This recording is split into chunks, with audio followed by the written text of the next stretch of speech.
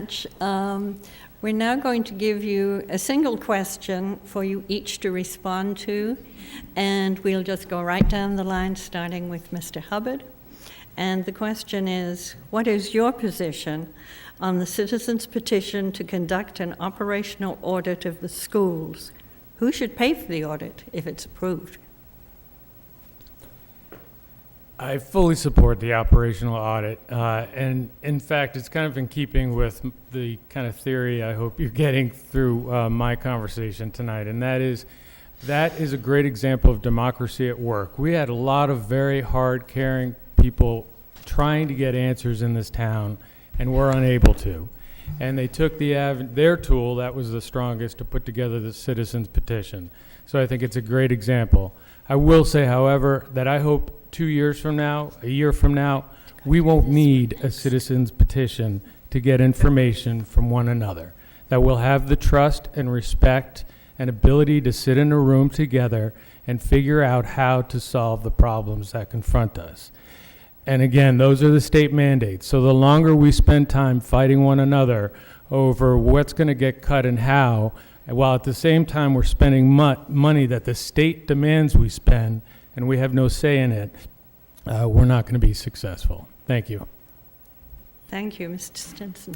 Yes, I too fully support the audit, and I know there's been some concern out there about who pays for it. I think that the main concern came from the school committee and the superintendent on if they paid for it. Obviously, then there'd be speculation that if they chose the auditor, and there'd be concern, inside work. I don't think that's an issue. I think that ultimately it will come out of the taxpayers' pockets no matter what, so I don't really see that as a huge issue.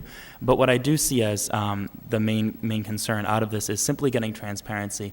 And I know the school committee works very hard, and I also know that the town government works very hard, but it's very important to keep the public informed, and very important to keep the public at bay, and for them to understand exactly what's going on. And lately we've seen, obviously, a great deal of back and forth between certain groups in town, and this sort of rumors flying everywhere. And it'd be great to see which rumors are true, which rumors aren't, and how we can work to better fund education, make education better, while at the same time making sure that it's efficiently spent, and also keeping in mind the taxpayer. So I think this is a great concept. Thank you very much. Ms. Wilson, would you like to take it up? Sure. Now that I've seen some of the amendments that are being proposed, I will be in favor of it if those amendments are in place. I believe that we should have a one-time audit at this point. I'm much more comfortable with that than having it mandated every few years. As we said, let's do it now, and maybe in a couple of years it will be a moot point. I do have a lot of background and understanding in a lot of the pieces of the budget and the way things run, and I would just like a lot of that to get out there. There's so much information, it's very hard to share it all the time.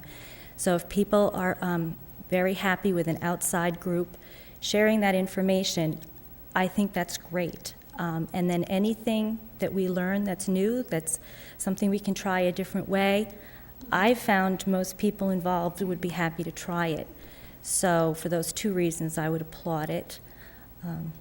Thanks. Thank you for your views. Mr. Johnson. Yeah, I am absolutely in favor of the operational audit as amended. I think Jay has worked very hard to come up with some amended language that works, makes it effective. I'm actually very excited about learning what comes out of it.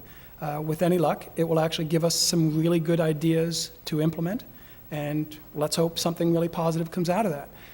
If it tells us that the school committee or the schools are being run beautifully, that's also great news. It means that it can take a lot of the acrimony off the table, and we can start working towards the transparency and working together.